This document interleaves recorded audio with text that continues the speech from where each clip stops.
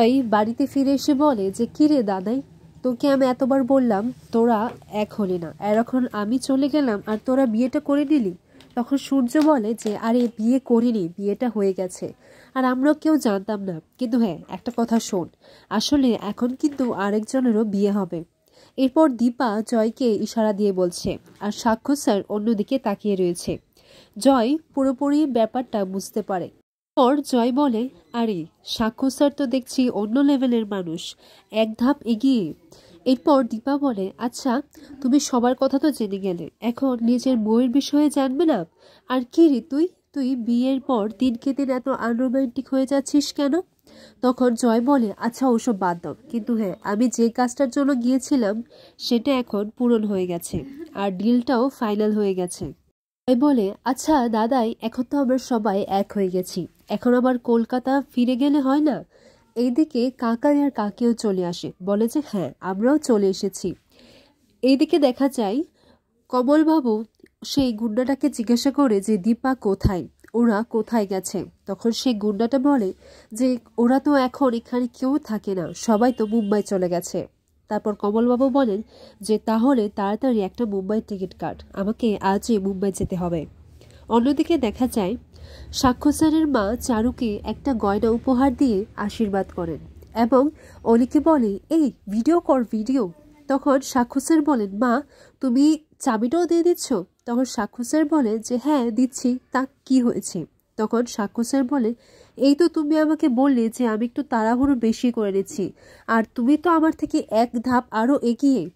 এরপর আশীর্বাদ করে সাক্ষ্য স্যারের মা বলেন আচ্ছা এবার চাবিটা আমাকে দাও। তখন চারু বলে এ কি, আপনি তো আমাকে চাবিটা দিলেন।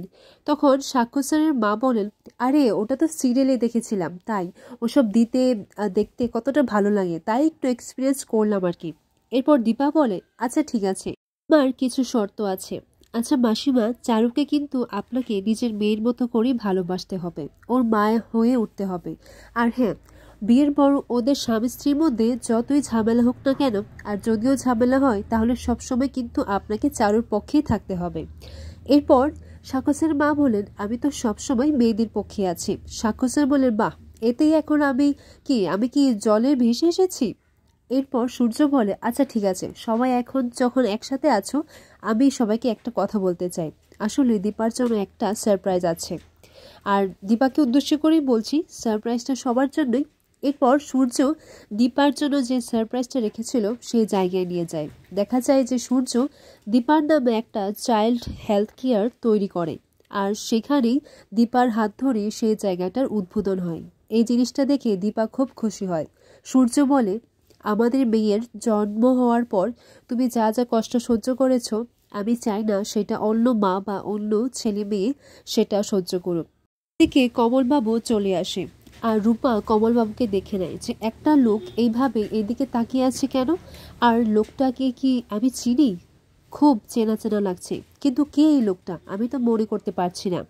কমলবাবু দেখে বলে যে এই মেয়েটা আমার দিকে এমনভাবে কেন দেখছে, সে কি আমাকে চিনে গেছে? এরপর সূর্য দীপাকে বলে এর উদ্বোধনটা তুমিই করো আর প্রদীপটাও তুমি জ্বালাও দীপা। এরপর দীপা বলে আমি আমার জীবনের এই সময়ে আমার মেয়েদের আমার পাশে চাই। এরপর তারা তিনজন মিলে সেই প্রদীপ উদযাপন করে।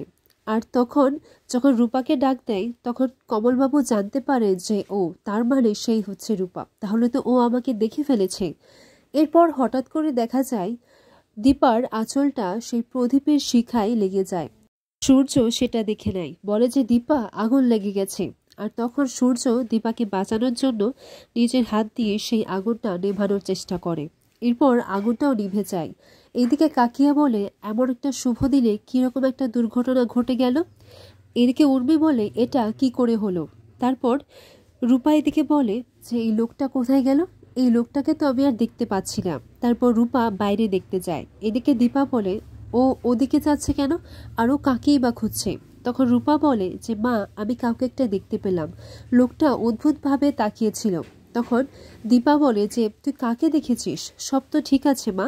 তখন সবাইকে বলে যে না খুব চেনা চেনা লাগছিল, কিন্তু কে আমি মনে করতে পারছি না।